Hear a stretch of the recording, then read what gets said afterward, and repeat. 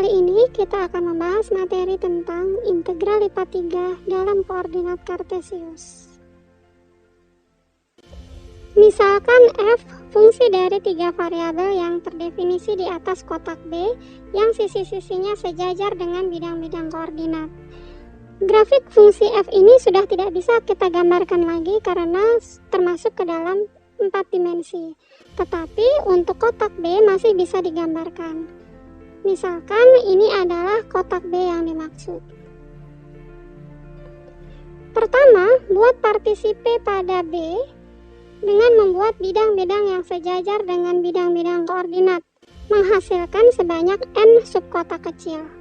Perhatikan salah satu subkotak, yaitu BK. Pilih titik sampel yang ada di sana, misalkan titik X bar K, Y bar K, Z bar K, dan tinjau penjumlahan riman ini. Sigma F pada X bar K, Y bar K, Z bar K dikali delta VK, di mana delta VK ini adalah volume dari BK, yaitu delta XK dikali delta YK dikali delta ZK. Integral lipat 3 dari fungsi f x, y, z di atas kotak B didefinisikan sebagai penjumlahan riman yang tadi ketika panjang diagonal ruang subkotak yang paling panjang dibuat sekecil mungkin jika nilai limitnya ada. Berikut contohnya. Hitung integral lipat 3 dari x kuadrat YZ di atas kotak B ini.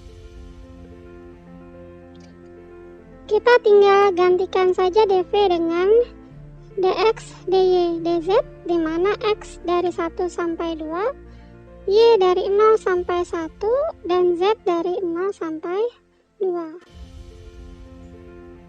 Selanjutnya kita selesaikan integral lipat ini satu persatu mulai dari integral yang paling dalam. Pertama, integralkan x kuadrat yz terhadap x. Diperoleh sepertiga x pangkat 3 YZ, dimasukkan batas integralnya. Kemudian selesaikan integral yang di tengah, integralkan terhadap Y, masukkan batas integralnya. Terakhir integralkan terhadap Z, dimasukkan batas integralnya hingga diperoleh hasilnya adalah 7/3. Karena terdapat 3 variabel yaitu X, Y, dan Z, maka terdapat 6 kemungkinan urutan integrasi. Jadi, dv di sini bisa diganti dengan urutan integrasi yang lain selain dx, dy, dz. Sekarang, bagaimana untuk integral lipat 3 atas daerah bukan berupa kotak? Prinsip yang digunakan sama seperti pada integral lipat 2 atas daerah bukan persegi panjang. Jadi, misalkan ini adalah himpunan S di ruang R3 yang tertutup dan terbatas. Pertama, kita buat kotak B sehingga S berada di dalam kotak tersebut. Misalkan f, x, y, z terdefinisi pada S. Sehingga untuk titik di luar S, kita definisikan fungsi f bernilai 0. Jadi, integral lipat 3 dari fungsi f atas daerah S akan sama dengan integral lipat 3 dari fungsi f atas kotak B. Selanjutnya, bagaimana cara untuk menentukan batas-batas integralnya? Misalkan S dapat dipandang sebagai himpunan Z sederhana, yaitu ketika kita membuat garis-garis vertikal akan memotong S hanya dalam satu segmen garis saja.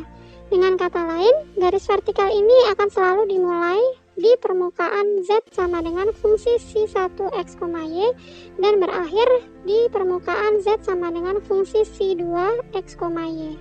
Kemudian, misalkan SXY adalah proyeksi S ke bidang XY, maka integral lipat 3 dari F atas daerah S akan dapat dituliskan menjadi integral lipat 2 atas daerah SXY dari integral F terhadap Z, mulai dari Z sama dengan C1 X, Y sampai si 2 X, Y.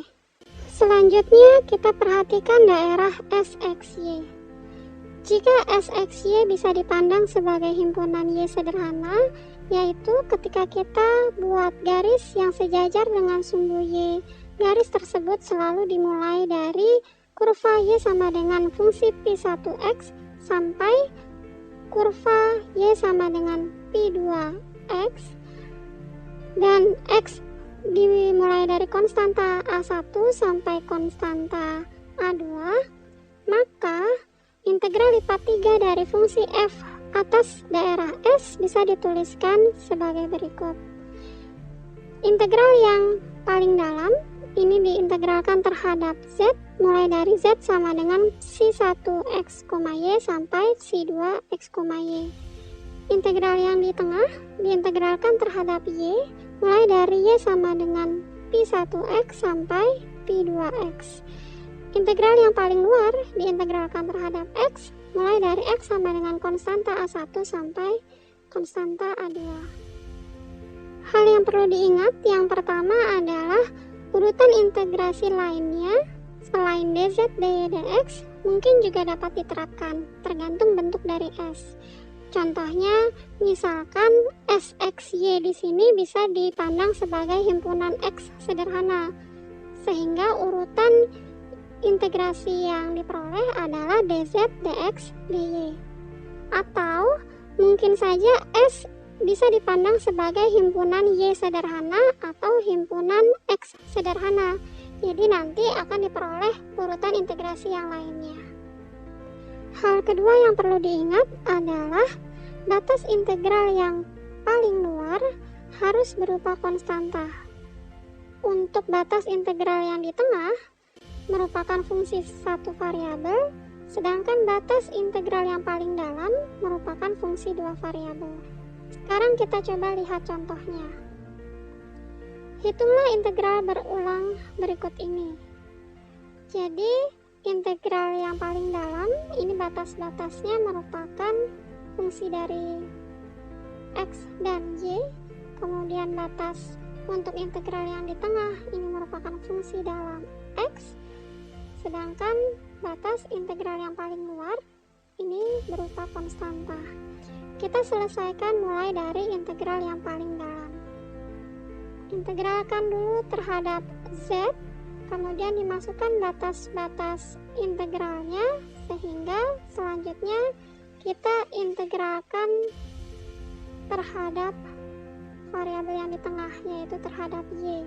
Setelah diintegralkan, kita masukkan batas-batas integralnya, sehingga yang terakhir kita integralkan terhadap variabel yang terluar, yaitu terhadap X, kemudian dimasukkan batas-batasnya, sehingga diperoleh nilainya adalah min 14. Baik, itu saja video kita pada hari ini. Sampai jumpa di video selanjutnya. Bye-bye.